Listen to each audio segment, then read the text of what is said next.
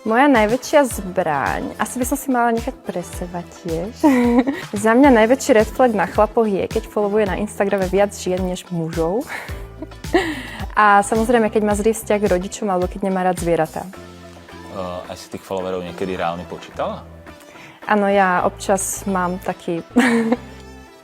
Občas mám taký zásek, keď sa nudím, tak veľmi rada si pozriem, kto koho sleduje, takže toto mně nič neunikne.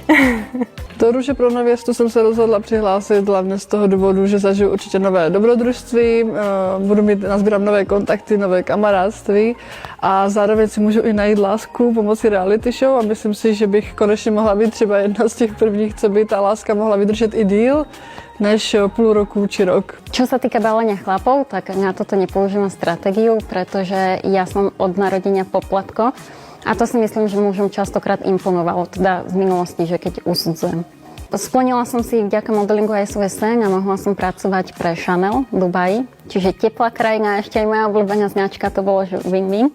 Chlap si má vie získať hlavne úprimnosťou, otvorenou komunikáciou. A mne sa veľmi páči, keď chlap sa dokáže usmiať a keď mi dokáže, že teda spolu veci zvládneme, že je tu vždy pre mňa, že ma podporí. V minulosti som pracovala ako letuška, pracovala som v Dubaji. Musím povedať, že je to krásna skúsenosť a odporúčam to každému, ak niekto nad tým uvažuje, tak by to určite mal skúsiť.